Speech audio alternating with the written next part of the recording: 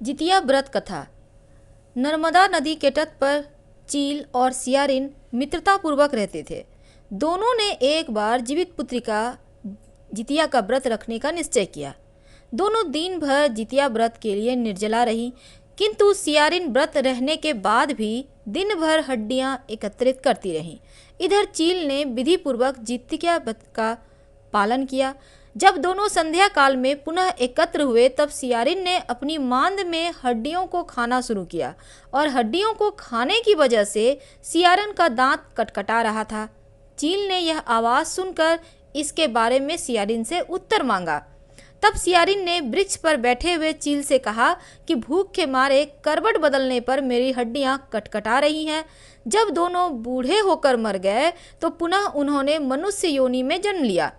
सियारिन ने क्षत्रिय राजा के पुत्री के रूप में जन्म लिया और चील ने एक बड़े नगर व्यापारी के पुत्री के रूप में जन्म लिया। जब दोनों युवा हुई तब दोनों का विवाह एक ही नगर में हुआ।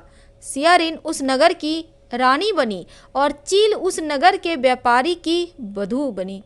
अब जितिया व्रत के आशीर्वाद के कारण चील को मनुष्य जन्म में 2 पुत्र हुए और सियारिन को मनुष्य जन्म में कोई भी पुत्र प्राप्त नहीं हुआ।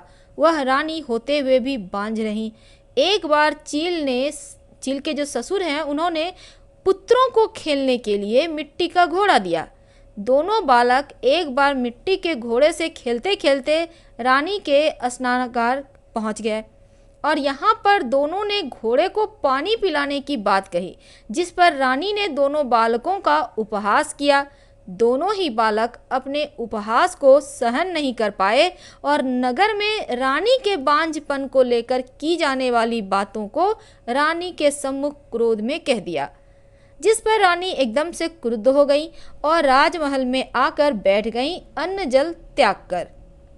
जब राजा को रानी के क्रोध के बारे में पता चला तो वह तुरंत ही रानी के कक्ष में जाकर उसने क्रोध के कारण पूछा। रानी ने सारा विवरण राजा को कह सुनाया और कहा कि जब तक नगर सेठ के दोनों पुत्रों को मार नहीं दिया जाता तब तक वह अन्न जल ग्रहण नहीं करेंगी। रानी के इस प्रण के कारण राजा ने अगले दिन प्रातः ही नगर सेठ के दोनों बच्चों को मारने का आदेश दिया। जब यह बात दोनों बालकों के दादा को पता चली तो वह चिंतित हो गए। जिस दिन राजा ने आदेश दिया उस दिन जितिया व्रत था और नगर सेठ की बहू और दोनों बालकों की माता ने जितिया व्रत रखा था। जैसे ही चिमुतवाहन की पूजा करके घर लौटी तो उन्हें भी अपने पुत्रों की मृत्यु दंड की मिलने की बात पता चली। तब नगर सेठ की पत्नी ने रानी से स्नानागार में आने को कहा और दोनों ही तालाब के किनारे पहुंची। जो पिछले जन्म में चील थी वही इस जन्म में व्यापारी की पत्नी थी।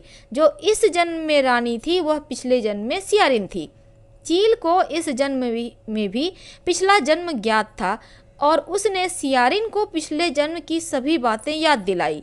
चील द्वारा पिछला जन्म याद दिलाने पर सियारिन अर्थात रानी को पिछला जन्म याद तो हो आया, पर वह अपने कर्मों पर लज्जित हुई और व्यापारी की पत्नी के दोनों पुत्रों के मृत्यु दंड को वापस ले लिया। जब सियारिन ने चील से पिछले जन्म के बारे में पूछा कि तुम्हें मेरे इस कार्य के बारे में ज्ञात नहीं था, फिर तुम्हें यह घटना कैसे याद है?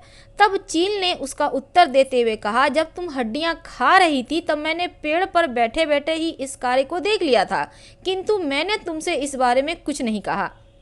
यह सभी बातें सुनकर रानी को पश्चाताप हुआ और उन्होंने जीवितवाहन गंधर्व से क्षमा मांगी। हर हर महादेव।